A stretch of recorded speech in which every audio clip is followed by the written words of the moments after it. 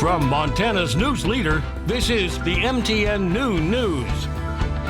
Good afternoon. Thanks for joining us on the Noon News. I'm Andrea Lutz. At least 5 people are dead after another round of severe storms ripped across the southeastern United States. Nearly 24 tornadoes were reported in Alabama and Georgia, leaving behind a trail of damage that stretched for miles.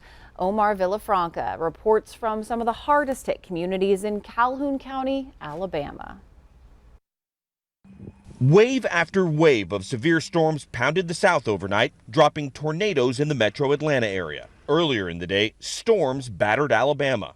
Carol Tomlin woke up just in time to take cover in her bathroom before a tornado slashed through her Birmingham neighborhood. I just got in the tub and put the pillows over my head and the blanket and just prayed. But I could hear hear things hitting the house, and the house was shaking. She survived, but her neighborhood was badly damaged. Half of her neighbor's roof and wall tossed in her backyard. Tornadoes raked across the South, leaving behind extensive damage. Dozens of homes reduced to rubble and lives lost. The Calhoun County Coroner's Office said 3 of the 5 people killed here when the tornado struck were family members. Residents tried to quickly clean up the damage during a brief break in the storm. People in Tennessee, Georgia, and Alabama are picking up the mess and sorting through what's left of their homes. For some people in Bibb County, this was a first. I've never experienced a storm before in my life this bad, and I did hear it sounded like a train coming. Kayla Mayfield is just grateful her family survived. The 4 people that were with me are all I have living in this world. We bunkered down, we prayed to our heavens, missed us by 6 feet, and we're here with God's grace. Thousands of people in this area are still without power, so now as the sun is coming up, they're able to start cleaning up. But they will not get a break because there is more chance of rain possibly today in the forecast. Omar Villafranca, CBS News, Calhoun County, Alabama. All right, and we know that we welcome Miller from Georgia. How's everything down there? Do you know? Well, I sat there at home. You know, I still have a very vested interest in it because I have family and friends down there, and just watched some things that I'd never seen before. Having lived down there since 1985.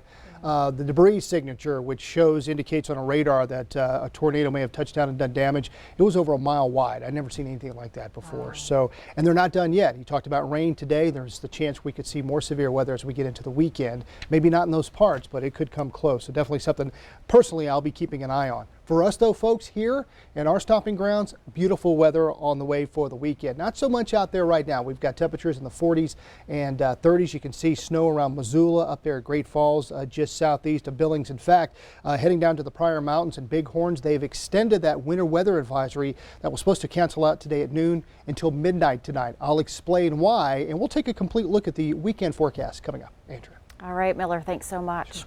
Okay, well, Senator Steve Daines says the shift in immigration policies is squarely to blame for the situation at the southern border. Today, he's touring the Rio Grande Valley in Texas. It's also known as Ground Zero for the recent flood in migrants coming here illegally. Meanwhile, Senator John Tester won't make the trip to the border, but the Democrat also believes something needs to be done.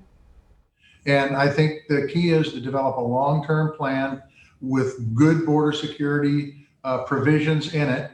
And then ultimately, we need to pass an immigration bill here in Congress too, that I think gives folks a pathway to citizenship where they, obey the law, don't jump the line, learn English, and wait their turn.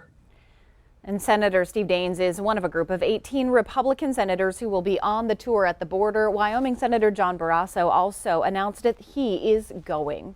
Governor Greg Gianforte says he wants the state of Montana to do a better job of serving the needs of the state's farmers and ranchers.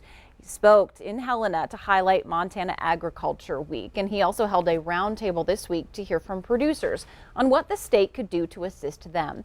Gianforte pointed to several priorities he says that will help the egg business, including removing some state regulations and supporting training in meat cutting and providing more exemptions to business equipment taxes.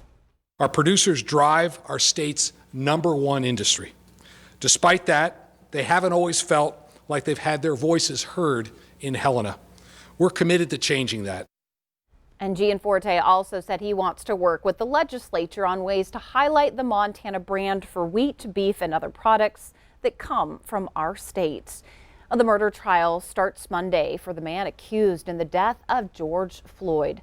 Former police officer Derek Chauvin, he faces manslaughter along with second and third degree murder charges. Jury selection finally finished up earlier this week. The 15th juror will be picked, and that juror will be sent home before open arguments. If other 14 jurors show up, 2 of them will be alternates and will be released at the conclusion of the trial. Testimony is expected to last about a month. The Missoula Public Library says there are a lot of details to be worked out before that new library opens for public access for the first time in May. Trustees approved the plan to open May 3rd using full COVID precautions like masks, limiting operating hours, and keeping the total of staff and public to 100 people or less. So we have bracelets. When you come in, the security guard will give you a bracelet, and they'll know which bracelet they gave for which hours of the morning. And then they'll be watching people to make sure that they leave in an hour. And if they don't, they'll remind them that it's time for them to leave. Ann Bray also says the library will still encourage patrons to pick up books on hold using curbside or online services for digital loans. As more businesses talk about getting workers back to the office, your vaccination status could play a role. Hundreds of CEOs were polled around the whole entire world, 91% saying their companies will be asking their workers to let them know when they've received their shots. That's according to a new survey from global tax firm KPMG. Your vaccination status may even be what gets you inside of your office building with your key card. Castle Systems is a major provider nationwide of the employee access systems for buildings, and they're now allowing businesses to add that information to key cards. That there's huge demand for people to get back and be together physically with their colleagues. And so this is a fantastic tool to enable people to do it, but to do it only when they feel safe that the people around them have also been vaccinated. And as far as security, Castle says it doesn't store any employee information in their systems. The company says it's up to your employer to keep that data secure.